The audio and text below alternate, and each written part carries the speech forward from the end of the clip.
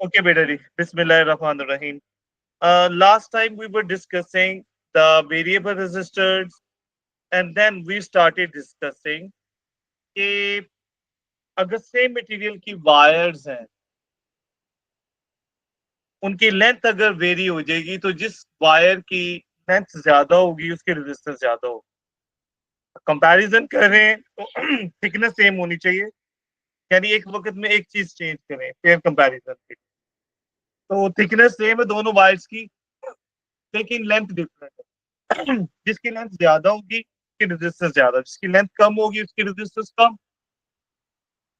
Right, इसका मतलब resistance length के डायरेक्ट। दूसरा पॉइंट जो हमने डिस्कस किया कि अगर दो वायर्स की लेंथ सेम है लेकिन उनकी thickness area of cross section different है, तो जिसका एरिया कम है वहां रेजिस्टेंस ज्यादा। जैसे तंग सड़क पर डिफिकल्टी ज्यादा होती है ट्रैफिक को, इलेक्ट्रिसिटी में हम रेजिस्टेंस को कहते हैं। राइट बेटा, तो जहां एरिया और क्रॉस सेक्शन या थिकनेस कम होगी वहां रेजिस्टेंस ज्यादा, जहां एरिया ज्यादा होगा बड़ी वाइडर वायर है वहां रेजिस्टेंस कम होगा। रेजिस्टेंस में और एरिया में इनवर्स प्रोपोर्शन है। अच्छा, इनवर्स प्रोपोर्शन रेजिस्टेंस लेंथ के साथ डायरेक्ट प्रोपोर्शन है और एरिया क्रॉस सेक्शन के साथ रेजिस्टेंस इनवर्स प्रोपोर्शन। अच्छा, दोनों प्रोपोर्शनैलिटी को कंबाइन करें तो resistance is proportional to L over A, यानी ऊपर वाले के साथ डायरेक्ट प्रोपोर्शन है यानी रेजिस्टेंस लेंथ के डायरेक्ट प्रोपोर्शन, और नीचे वाले के साथ इनवर्स होता है तो resistance is inversely proportional to area cross section. तो बेटा ये दोनों बातें यहाँ कंबाइन हो गई हैं। प्रोपोर्शनैलिटी को इक्वालिटी में बदलना है, इक्वल में, इक्वेशन में, तो वी नीड अ कांस्टेंट। तो यहाँ कांस्टेंट का जो सिंबल है वो रो है, डेंसिटी जैसा। अच्छा, अब यहाँ डेंसिटी जैसा सिंबल यूज करने की रीजन कि ये density symbol is use as a constant, उसकी वजह कि ये जो सिंबल है यहाँ ये डेंसिटी नहीं रिप्रेजेंट करिए, ये रिप्रेजेंट करिए रेजिस्टिविटी को, और सिंबल उसका डेंसिटी की तरह ही है, सेम है। उसकी रीजन कि इसका बिहेवियर बिल्कुल रेजिस्टेंस की जगह जैसा हो, यानी जैसे फॉर सेम मटेरियल की हम जितने मर्जी छोटे मोटे टुकड़े ले लें, ऐसी सबकी सेम होनी चाहिए कि मटेरियल सेम है, तो इन सबकी रेजिस्टिविटी सेम है चाहे लेंथ और थिकनेस डिफरेंट है। और जैसे डेंसिटी होती है mass of a unit volume, तो you can say resistivity is the resistance of a unit volume of a substance. Right, तो हमारा फॉर्मूला बन जाता है R is equal to rho L over A. Clear बेटा जी? नाउ तो अगर यहां से हम रो को सब्जेक्ट बनाए तो rho is equal to R A over L. तो ये फॉर्मूला आप ऐसे भी याद रख लो या ऐसे कर लो, चॉइस इज योर। तो अगर हम रेजिस्टिविटी की यूनिट रखें, देखें तो रेजिस्टेंस की यूनिट होती है रेजिस्टेंस ओहम, एरिया की मीटर स्क्वायर, लेंथ की मीटर। हमने हर क्वांटिटी की जगह उसकी यूनिट रख दें और मीटर मीटर स्क्वायर से कैंसिल हो जाएगा, 1 मीटर बच जाएगा। तो बेटा ohm metre is the unit of resistivity. What does that mean? कि बेटा रेजिस्टेंस की यूनिट ओहम होती है लेकिन रेजिस्टिविटी की यूनिट ओहम मीटर होती है। क्लियर? अच्छा, ये पॉइंट हम डिस्कस कर चुके हैं पहले क्लास में। This is going to be a revision, थोड़ा सा मैं से चलकर इसलिए थोड़ा फास्ट पेस पर भी हूँ। अच्छा, दूसरा इंपॉर्टेंट पॉइंट आज का जिससे रिलेटेड हमने क्वेश्चन भी करने हैं दो, कि अगर सेम मटेरियल के दो कंडक्टर्स हैं, जैसे ये कंडक्टर है जिसकी लेंथ L1 है, दूसरे की L2 है, एक का एरिया A1 है, दूसरे के एरिया क्रॉस सेक्शन A2 है, ये पहले की रेजिस्टेंस R1 है, दूसरे की रेजिस्टेंस R2। तो अगर मटेरियल सेम है ना, इनकी लेंथ, एरिया, रेजिस्टेंस सब एक दूसरे से डिफरेंट, लेकिन रेजिस्टिविटी दोनों की सेम है। और रेजिस्टिविटी का फॉर्मूला ऊपर से देखें क्या था, आर ए ओवर एल, यानी पहले वाले की रेजिस्टेंस भी R A over L resistivity, दूसरे की resistivity R A over L. बस पहले वाले के लिए 1 1 लगा दिया ना सबके साथ हमने नाम है, दूसरे वाले के साथ 2। तो बेटा ये फॉर्मूला इज वेरी इंपॉर्टेंट, यानी जब भी हमें ये कहा जाए सेम मटेरियल, की वर्ड इसमें ये है सेम मटेरियल, कि अगर दो सेम मैटर की, सेम मेटल, सेम मटेरियल की दो वायर्स हैं, तो उनका एरिया ऑफ क्रॉस उनकी रेजिस्टिविटी सेम होगी। तो क्या फॉर्मूला यूज करना, आंखें बंद करके हम नोट कर लें।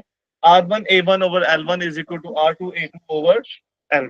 राइट बेटा जी, ये फॉर्मूला आपने नोट कर लेना है। अभी हम इसकी प्रैक्टिस करने लगे, लेकिन बिफोर वी मूव ऑन मैं फिर एक चीज की थोड़ी रिवीन कर दूं कि यहाँ ये जो ए है ना, area of cross section, usually wire का एरिया साइड से वो सर्कुलर होता है, सर्कल का पाई आर स्क्वायर। तो इसमें एक याद रखना है कि रेडियस एरिया जो है ना, वो रेडियस के स्क्वायर के प्रोपोर्शनल है, क्योंकि पाई कांस्टेंट बेटा। Radius area depends on square of radius, इसका मतलब जो भी चेंज रेडियस में आएगा उसका स्क्वायर टाइम एरिया। मतलब अगर हम रेडियस को डबल कर, टू टाइम्स कर, तो एरिया टू का स्क्वायर फोर टाइम्स ज्यादा होगा। ये रेडियस को थ्री से मल्टीप्लाई करेंगे तो एरिया भी मल्टीप्लाई होगा पहले से, स्क्वायर नाइन। एरिया को फाइव से, रेडियस को फाइव से मल्टीप्लाई करें तो एरिया मल्टीप्लाई होगा उसके स्क्वायर से 25। इसी तरह रेडियस को अगर टू से डिवाइड करते हैं तो एरिया उसके स्क्वायर से डिवाइड होगा। रेडियस को अगर हम 10 से डिवाइड करें तो एरिया उसके स्क्वायर यानी 100 से डिवाइड होगा। राइट बेटा जी, क्लियर। तो ये बात आपने जेहन में रखी। अब now let us move on. यहाँ थोड़ा टाइम के रिव्यू की वजह से ये क्वेश्चंस मैं खुद करवा रहा हूँ, आप लोगों ने इसे तवज्जो से देखना है। These are going to be very good question. तीन क्वेश्चंस हैं, तीनों में there will be something to learn. Question number one, I hope you can see on the screen. Question number one says if we are having a wire which is 40 centimeter, 0.1 centimeter in diameter and made up of material of resistivity this, what will be the resistance of the wire? बेटा ये resistivity given है, तो resistance और resistivity का एक ही formula होता है हमारे पास जिसमें ये दोनों कंबाइन है। वो फॉर्मूला है R is equal to rho L over A. तो formula is R is equal to rho L over A. Right.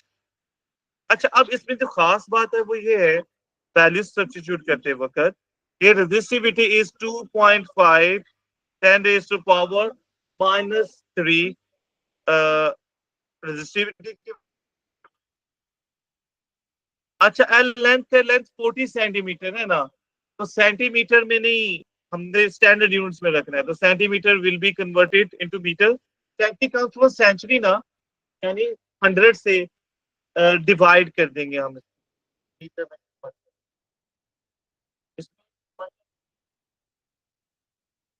अच्छा, अब एरिया ये है सबसे इंपॉर्टेंट पॉइंट। तो उसने हमें डायमीटर दिया हुआ है बेटा, तो एरिया का फॉर्मूला होता है, साइड से सर्कुलर होती है ना, पाई आर स्क्वायर। तो अब एक मिनट ठहर जाना, उन्होंने डायमीटर दिया हुआ है तो रेडियस इसका हाफ होगा। तो देखिए ये मैं वैल्यूज पुट कर रहा हूँ, पाई, रेडियस क्या होगा उस सेंटी डायमीटर का हाफ यानी 0.5। लेकिन बेटा ये value is in centimetre, centimetre में गिवन है, तो उसे मीटर में कन्वर्ट करने, फिर again divided it by centi यानी 100, तो उसका square.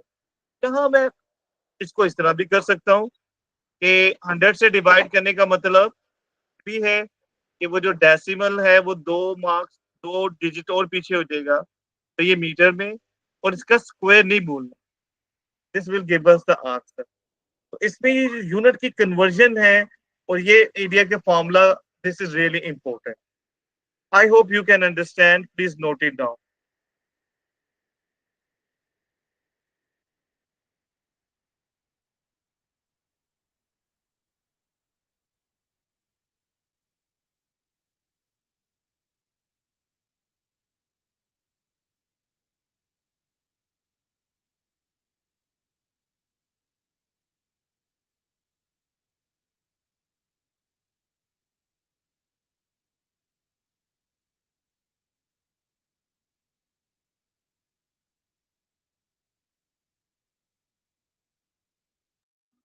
Okay students, now let's move to the question number 2. This can be easiest of the question, but it's very important for our understanding. बेटा जी,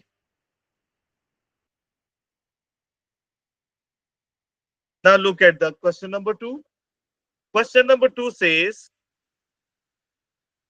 okay, we are having two wires of same metal. Same metal is the keyword.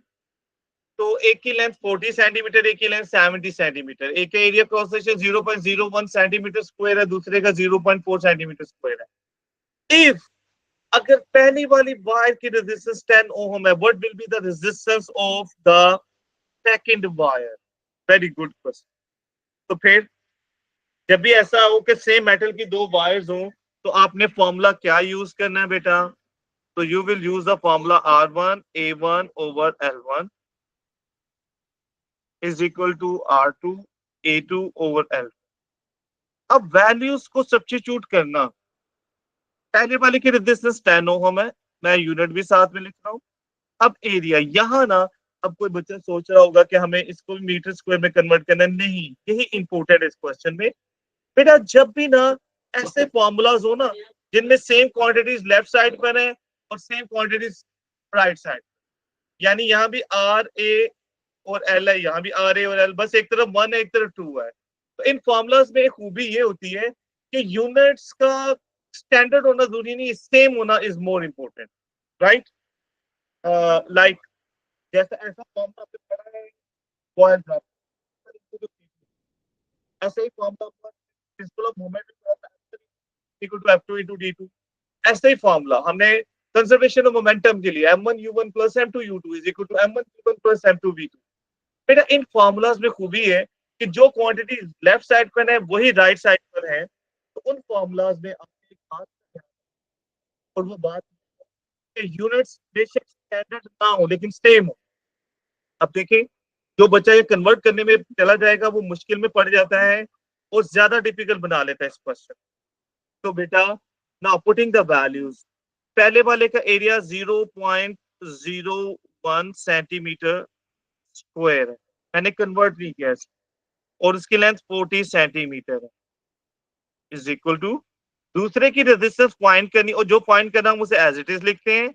Area 0.4 centimetre square है और उसकी length 70 centimetre. अच्छा, अब आपने एक बात note कर, ये सेंटीमीटर जो इधर डिवाइड हो रहा है इधर आकर मल्टीप्लाई होगा तो इस सेंटीमीटर से कैंसिल.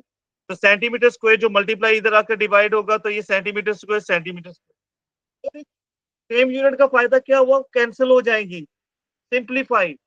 और ये ना जब वो सेम हो तो बेटा आगे आपके लिए सोल्व करना इशू नहीं है कैलकुलेटर से. इस क्वेश्चन में सीखने वाली बात क्या थी कि जब भी हमारे पास ऐसा फॉर्मूला हो कि जो यूनिट्स हमने लेफ्ट साइड पे रखनी वही राइट साइड पे रखनी, तो यूनिट्स स्टैंडर्ड होना जरूरी नहीं है, यूनिट्स का सेम होना is more important. Clear? Please note it down.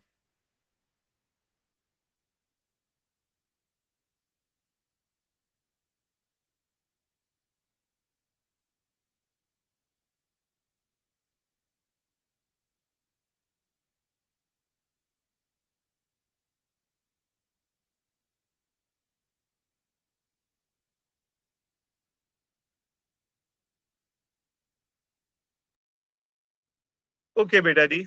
Let's move to the next part and the best of the question, which I said कि कोई जूनियर जीनियस स्टूडेंट ही करेगा क्योंकि शॉर्टेज ऑफ टाइम वो मैं खुद करवा रहा हूँ आप लोगों को. बेटा जब भी आप अगर नोट कर लिया, आई होप आपने नोट कर लिया ये क्वेश्चन, तो अगर कर लिया तो नेक्स्ट क्वेश्चन की तरफ यू कैन पे अटेंशन. मैं इसे अभी थोड़ी देर में रिमूव करूंगा कि कोई कॉपी करने में अगर देर लग रही है तो वो कर ले. क्वेश्चन नंबर 3 देखिएगा. This is the best of the question. A resistance of a wire is 18 ohm. Find the resistance of another wire of the same material. बेटा इसमें ये जो सेम मटेरियल है, this is the key words of the question. और हमने बार बार कहा है कि जब भी मटेरियल सेम होगा तो हमने क्या करना है, ये वाला फॉर्मूला यूज करना. बस आगे जो इंफॉर्मेशन है वो बहुत इंपॉर्टेंट है. उसने क्या है, कि मटेरियल सेम है लेकिन जो दूसरा कंडक्टर है इज थ्राइस, थ्राइस का मतलब 3 times in length and diameter. ये is the only hint after this same material. Same material है तो बेटा हम क्या करेंगे, मैं ये रिमूव कर रहा हूँ साइड पर, हम यही फॉर्मूला यूज करेंगे, R1A1L1 is equal to R2A2/L2, यानी रेजिस्टिविटी सेम हो। अच्छा अब ना खास बात ये है कि हमें उसने सिर्फ रेजिस्टेंस दी है पहले वाले, बाकी कोई वैल्यू नहीं दी, बस बताया वो 3 टाइम्स है उससे। तो बेटा जब भी ऐसा हो ना कि कोई वैल्यू वो गिवन ना हो और कि एक वैल्यू दूसरे से इतने टाइम है, हाफ है, 2 टाइम्स कम है, ज्यादा है, लाइक दैट, तो हम ना सपोज कर लिया करें। मींस जैसे पहले वाले की रेजिस्टेंस इज 18 ओम, तो बाकी वैल्यूज को पहले के एरिया को हम कुछ भी ए एक्स वाई कुछ भी रख लें, तो एरिया ए से स्टार्ट हो रहा है तो लेट्स सपोज पहले वाले का एरिया हमने ए रख लिया और उसकी लेंथ एल। आप कोई और भी यूज कर सकते हैं इनकी जगह, थोड़ा कन्वीनियंट रहता है कि अगर एरिया ए से स्टार्ट हो रहा है तो आप उसका नाम ए में रखें और जो लेंथ है उसको आप लेंथ से एल से रिप्रेजेंट करें। अच्छा ना दूसरे की रेजिस्टेंस फाइंड करनी है और उसकी जो एरिया है वो और लेंथ 3 टाइम्स है पहले लेंथ पे, तो हम इसकी लेंथ को 3 टाइम्स एल कह लें। अब एरिया पर मैं क्यों रुका, क्योंकि यही इंपॉर्टेंट है। जब वो कह रहा है कि एक वायर का डायामीटर दूसरे से 3 टाइम्स ज्यादा है, ठीक है, तो आप 1 मिनट के लिए फोकस कीजिएगा बेटा कि ये एक वायर है और ये 3 टाइम बड़ी वायर, इसका डायामीटर 10 है, इसका डायामीटर 30 है ना, इसका रेडियस कितना होगा 5, इसका जो रेडियस होगा वो 15 होगा, है ना 30 का। तो गौर से देखें, इसका डायामीटर 3 टाइम्स है ना उससे, इसका इसका रेडियस भी उससे 3 टाइम्स है। तो हमने पढ़ा है कि रेडियस अगर 3 टाइम्स होगा तो यही मैंने अभी थोड़ी देर पहले प्रैक्टिस करवाई थी, एरिया स्क्वायर टाइम्स ज्यादा होगा, तो area will be 9 times of A. अब आगे सोल्व करना इश्यू नहीं है, ए एरिया से कैंसिल हो जाएगा, लेंथ लेंथ से, तो R2 की वैल्यू विल बी 6 हो। तो बेटा this is the best of the question जो अभी हमने किए हैं। हर क्वेश्चन में एक्चुअल में तीनों में कुछ सीखने की पॉइंट था, राइट? तो I want you to note it down. इसके बाद मैं बहुत इंपॉर्टेंट डेरिवेशंस करवाने लगा हूं, तो if you have any question बेटा you can ask. Is there any question? Is everything clear? Sir ये 9A का पता नहीं लगा। जी बेटा आप मेरा भी देखिए, एक देखो बेटा जी, ये क्योंकि मैंने आप में भी कुछ बच्चों ने थोड़ा लेट ज्वाइन किया, तो मैंने ये 6 एग्जाम्पल्स ये आपको बहुत डिटेल में एटलीस्ट 5 एग्जाम्पल मैंने इनमें से रिपीट की थी कि एरिया के फॉर्मूले में रेडियस का स्क्वायर आ रहा है। तो बेटा रेडियस का स्क्वायर का मतलब ये है कि हम रेडियस की वैल्यू में चेंज करेंगे और जब स्क्वायर लेंगे फिर एरिया आएगा ना। इसका मतलब जो भी रेडियस में चेंज आएगा उसका square time will be in the area. यानी हम रेडियस को डबल करते हैं तो एरिया स्क्वायर टाइम 2 का स्क्वायर 4 टाइम हो जाएगा, रेडियस को 3 टाइम करें तो एरिया 9 टाइम हो जाएगा। This is the point. तो बेटा जब हमने कह रहा है कि डायमीटर थ्राइस है उसका, यानी 3 टाइम्स है, तो रेडियस भी 3 टाइम्स ही हुआ, और रेडियस 3 टाइम्स हो जाएगा तो एरिया 9 टाइम्स ज्यादा हो जाएगा दूसरी वायर। तो this was the point. I hope it's clear.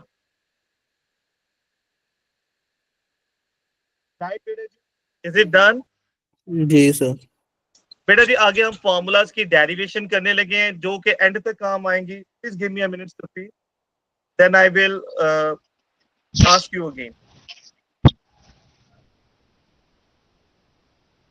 Okay बेटा जी, अब मैं कुछ डेरिवेशन करने लगा हूं जो हमारे टिल एंड बड़े काम आएंगी, और वो है कि अभी तक जितने फॉर्मूलाज हमने पढ़े मैं ना उनकी एक आपको रिवीजन करवाने लगा पहले, उससे पहले बिस्मिल्लाह। बेटा करंट का सबसे पहला फॉर्मूला हमने पढ़ा I is equal to Q over, फिर करंट का हमने दूसरा फॉर्मूला पढ़ा I is equal to N E over T,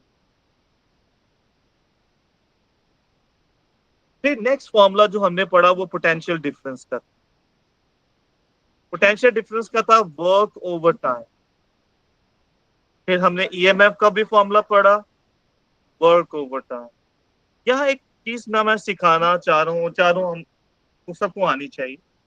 अगर हम इस फॉर्मूला से W को सब्जेक्ट बनाए, W वर्क है, तो W V इंटू क्यू, बेटा वर्क और एनर्जी, ये जो V इंटू क्यू फॉर्मूला है ना, ये वर्क और एनर्जी दोनों का है। और एक बात कि V वो वोल्टेज है जो कंज्यूम होते हैं सर्किट में, यूज हो जाते हैं, लॉस हो जाते हैं। तो this is the formula for energy loss in a circuit, energy loss का। लेकिन बेटा आप लोग ईएमएफ पे आएंगे ना, वहां से अगर हम वर्क को सब्जेक्ट बनाए, मैं फिर रिपीट कर रहा हूँ, work and energy are same, यहाँ ईएमएफ है। तो ये जो एनर्जी होगी ना, दैट ईएमएफ वो एनर्जी जो प्रोवाइड सप्लाई करते हैं, that will be the energy supplied. ये फॉर्मूले को बेटा आपने ध्यान में रखना, राइट। फिर उसके बाद हमने इलेक्ट्रिसिटी का सबसे इंपॉर्टेंट फॉर्मूला पढ़ा, V is equal to I R. ऐसा ही है। अब हम ना कुछ फॉर्मूला डिराइव करने जा रहे हैं जो टिल एंड हमारे काम आएंगे, और वो इलेक्ट्रिसिटी के लिए बहुत इंपॉर्टेंट। बेटा पावर का फॉर्मूला हमारे पास होता है बेसिक फॉर्मूला जो हम स्टार्ट पहले ईयर से पढ़ रहे हैं, वर्क ओवर टाइम। तो आप गौर से देखो कि वर्क की जगह हम ये फॉर्मूला सब्स्टिट्यूट कर सकते हैं। वर्क की जगह रख देंगे V इंटू क्यू।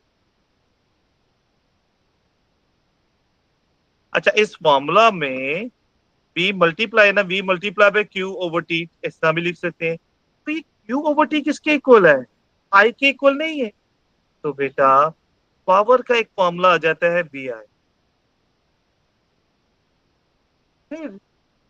अभी ऊपर लिखा हुआ है V किसके इक्वल है? आई आर के। तो बेटा V की जगह आई आर हम इस फॉर्मूला में सब्स्टिट्यूट कर देते हैं, V की जगह आई आर और मल्टीप्लाई विद आई। तो पावर का I इंटू आई एक और फॉर्मूला आ जाता है, एक है बी आई, ये सबसे इंपॉर्टेंट है, एक I square R. V is equal to I R से अगर हम आई को सब्जेक्ट बनाए तो बी ओवर आर बन जाता है ना। आई की जगह ये वैल्यू हम सब्स्टिट्यूट करते हैं, बी ओवर आर, और आई का स्क्वायर था तो वी ओवर आर का भी स्क्वायर। अच्छा, स्क्वायर बी का भी होगा, आर का भी स्क्वायर, आर तो कैंसिल हो जाएगा तो बच जाएगा वी स्क्वायर ओवर आर। बेटा ये पावर लॉस के हमारे पास तीन फॉर्मूलाज बन गए हैं। एक फॉर्मूला वी आई, एक आई स्क्वायर आर, और एक है वी स्क्वायर ओवर आर। और क्योंकि ये वी से निकाले हैं ना, तो V is the voltage consume lost in a circuit. ये सब फॉर्मूलाज पावर लॉस के हैं। इनमें सबसे इंपॉर्टेंट मैं रिपीट कर रहा हूँ VI वाला, तीनों इंपॉर्टेंट है क्योंकि फ्रीक्वेंट एग्जाम में वो आया हुआ। ये सब पावर लॉस के। लेकिन मैंने क्लास में एक बच्चे से पूछा कि अगर हमें पावर सप्लाइड का फॉर्मूला रिक्वायर्ड है तो वो क्या होगा। तो बहुत कम बच्चों ने इसका आंसर, बल्कि क्लास में तो सिर्फ one student was able to answer कि वी वो वोल्टेज है जो कंज्यूम है, लॉस हो जाते हैं। तो अगर हमें सप्लाइड करना है तो वोल्टेज सप्लाइड, तो सप्लाइड वोल्टेज ईएमएफ को कहते हैं। तो वी की जगह ईएमएफ लिख दें, this will be the power supplied to the conductor, right. अच्छा, अब ना एक फॉर्मूला ऐसा है जिसके विदाउट मुझे लगता है कभी पेपर नहीं आया, हमेशा एग्जाम में आया, कि पावर का फॉर्मूला वर्क ओवर टाइम या एनर्जी ओवर टाइम है। तो एनर्जी का formula power multiply by time. तो बेटा ये जितने फॉर्मूलाज है ना पावर, इनको टाइम से मल्टीप्लाई कर दो, ये एनर्जी आ जाएगी। यानी वी आई है इंटू टी, पावर को टाइम से मल्टीप्लाई करें, this gives you energy, I square R into T, V square over R power था ना, इंटू टी, मल्टीप्लाई मिचो ऊपर वाले से। और एक फॉर्मूला आपने यहाँ भी तो लिखे ना वी क्यू। बेटा ये एनर्जी के चार फॉर्मूलाज हैं, प्लीज नोट इट डाउन। और ये सारे पावर लॉस के फॉर्मूलाज हैं, एनर्जी लॉस के, क्योंकि पावर लॉस से है ना। इसी तरह एनर्जी प्रोवाइडेड अगर आ जाएगा, एनर्जी सप्लाइड का formula is asked, the last thing for the formulas I am writing, वो उसकी power supplied multiply by time T, second. तो बेटा दिस इज ना, जो मैं चाह रहा था मैं आप लोगों की क्लास में ये पॉइंट्स रिकॉर्ड कर,